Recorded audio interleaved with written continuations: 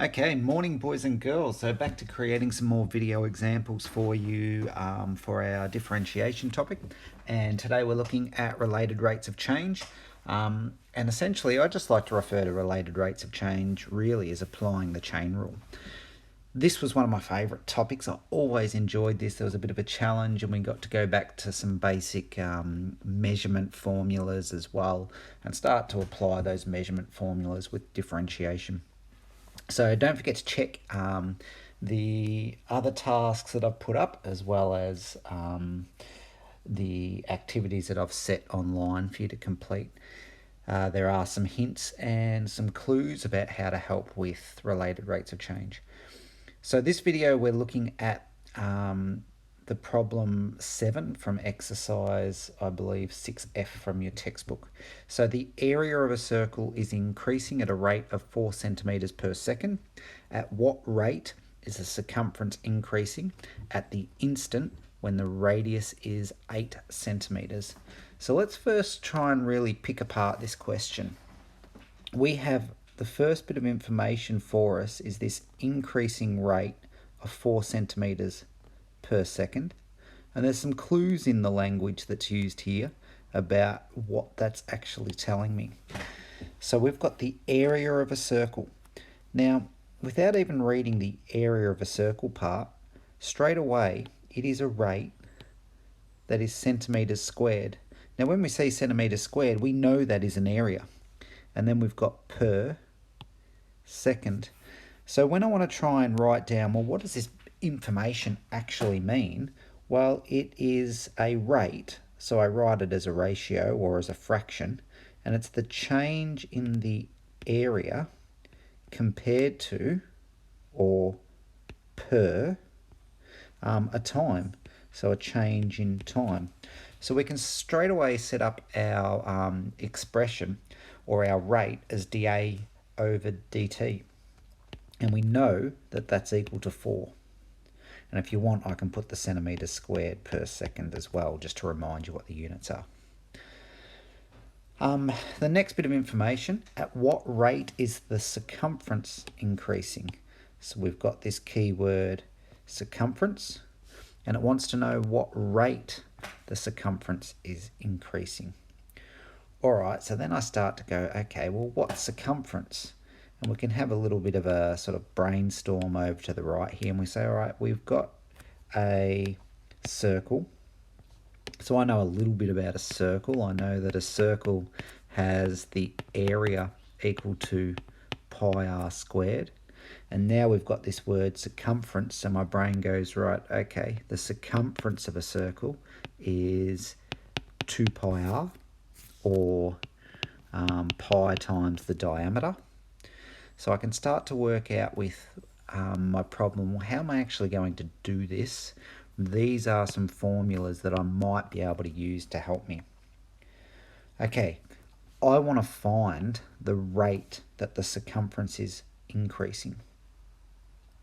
Alright, so let's try and write that as a ratio now. Let's write that as a derivative expression. So I want the rate, so I want the change in the circumference compared to time. Alright, that's what I want to find.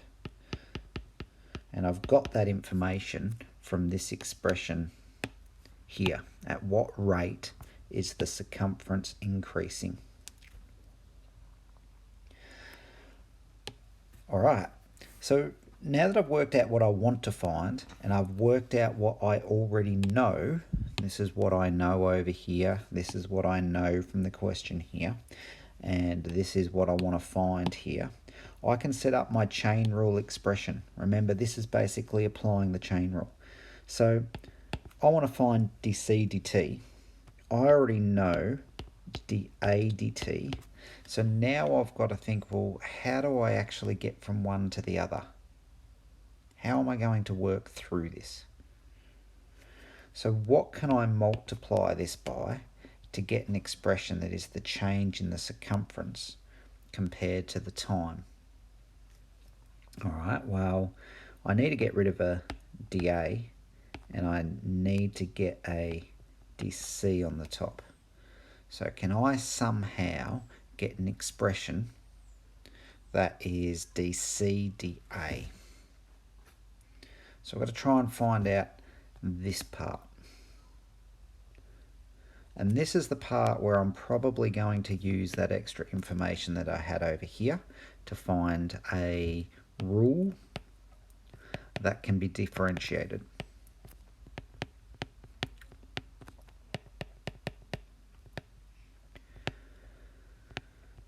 Right, so I'm looking for a rule that can be differentiated that has an A and a C in it. Right, now I've got one here that's got an A and I've got one here that's got a C, but neither of them have both an A and a C. What can I do about that? Alright, well, how about I take the rule A equals pi r squared and I rearrange that to make it the square root of A on pi. Now it would have to be a plus or a minus, but because it's a radius, we can't have a negative radius, so I don't need to worry about the plus or the minus. It's just going to be the positive value. So we can say that the radius is equal to the square root of A over pi. Now that was just algebra rearrangement there, so and then now if I know what R is, well then I can rewrite C as 2 pi times the square root of A on pi. Cool. So now let's do a little bit of manipulation into this expression. I'm going to start by writing that as root A over root pi, because then I can simplify these pi's.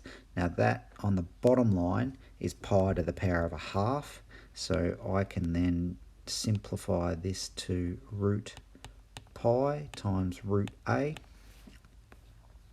and I'm even going to write it as 2, and then I'll put it like this, pi A to the power of a half. So then I can differentiate this. So here's my expression for C. I want to find out what dCdA is, so let's differentiate this expression here. Right, when I want to differentiate this, I can use the chain rule. So I'm going to take the half and I'm going to multiply it out the front, and then I'm going to reduce the power by 1. So that looks like this.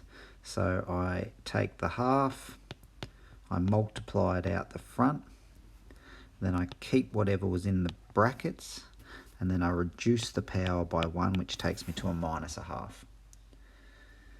Then I need to multiply this by the derivative of the inside part, which is the derivative of A pi is just pi, or pi A is just pi, and then what was in the brackets stays in the brackets. Okay, so that is my derivative with respect to A. A little bit of cancelling out, they're gone, and I end up with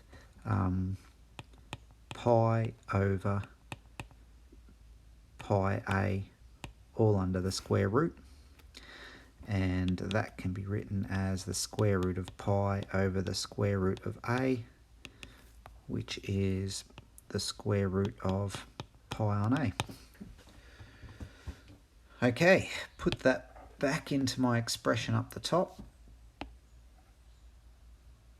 and to find out the change in the circumference with respect to time, I have dA dt. Now dA dt was just equal to 4 times by dCdA, which we've just decided is root pi on A. So the change in circumference is equal to 4 times pi on A. And then we've got a little bit of extra information here. We want to find out at what rate is the circumference increasing at the instant when the radius is 8. So we've got the radius is 8. So I need to know what is the area when the radius is 8. If I know the area when the radius is 8, I can work that out. So I go, right, well, how do I find out the area when the radius is 8? Well, we know the area equals pi r squared. So the area equals pi times 8 squared, which equals 64 pi. And if I put that into my expression up here, I get dc dt is equal to 4 times the square root of pi over 64 pi. Pi's cancel out, and I end up with 4 times the square root of 1 on 64, which equals 4 times 1/8, which is a half. All right, so we've got an answer of a half. Now, all measurement problems, we need to have units. The units for the circumference is centimetres, and the units for time, if we go back, remember we wrote it down up here, is seconds.